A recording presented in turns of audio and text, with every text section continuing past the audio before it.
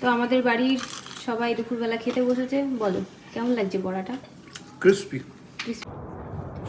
তো আর একজন গেছে বকফুল তুলতে, গাছে নাকি কয়েকটা বকফুল ছিল। আর আছে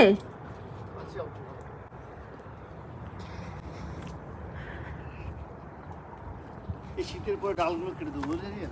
হ্যাঁ, এই এখনো তো ছোট ছোট বকফুল হয়েছে। এখান থেকে কেটে দেবো, তাহলে ছোট থাকবে, তাহলে আর মই লাগবে না পার।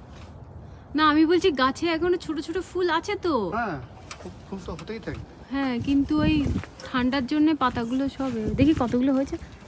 আজকে করবো না, অন্যদিন করবো ওগুলো, অনেক নষ্ট হয়েছে। হয়ে যায় ফ্রিজের মধ্যে রাখলে। তাহলে বেঁচে দাও, করে রাখি। বন্ধুরা, আমাদের বাড়ির গাছে হয়েছে পার্পল কালারের বকফুল, আগেও দেখেছেন। তো এই বকফুলের আজ বড়া হচ্ছে। এই বকফুলগুলো এই সবে মাত্র গাছ থেকে তুলে নিয়ে আসা হলো, আর আমি কিছুটা বকফুল ভাজছি। আর এই যে ভিতর থেকে এই ডান্টিটা কি বলে, এগুলো শক্ত অংশ, শক্ত অংশটা বের করে নিয়ে ফেলতে হবে। ও ফেলতে হবে না, ওই ঠান্ডার জন্য ওরকম পার্পল হয়ে গেছে। তো এখানে কিছুটা বকফুল ভাজা হয়েছে, আর কিছুটা বকফুল এই যে বেসনের মধ্যে আছে, আমি ভেজে নিচ্ছি। আর এগুলোই কিন্তু আমি একটা একটা করে ভাজছি না, অনেক টাইম লাগবে বলে একসঙ্গে অনেকগুলো নিয়ে তারপরে ভাজছি। ছাড়া ছাড়াও ভালো লাগে।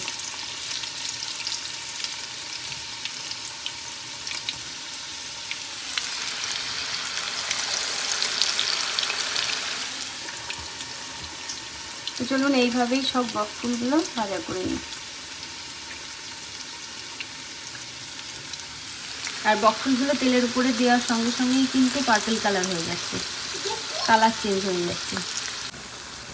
তো বন্ধুরা, আমার বকফুলের বড়াগুলো হয়ে গেছে, এবার তুলে নেবো। আর যে কড়াইয়ে আমি বকফুল ভাজছি এটা কিন্তু আমাদের লোহার কড়াই। হ্যাঁ,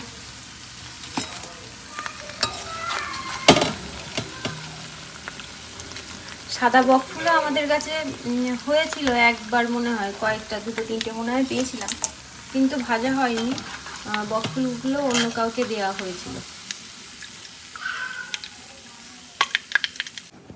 তো আমাদের বাড়ির সবাই দুপুরবেলা খেতে বসেছে। বলো কেমন লাগছে বড়াটা? ক্রিস্পি। ক্রিসপি টেস্ট হয়েছে? লবণ টবণ সব ঠিক আছে? মেয়েকে দাও, মেয়েকে দাও। নেবে না কেন? আচ্ছা ঠিক আছে। ও খেতে গেলে যত রকম ঝামেলা। সুন্দর হয়েছে। সুন্দর আছে না, আমার সে দাঁতে বেলে গেছে। ও, কেমন লাগছে বল? ভালো। লবণ কমাই না একটু?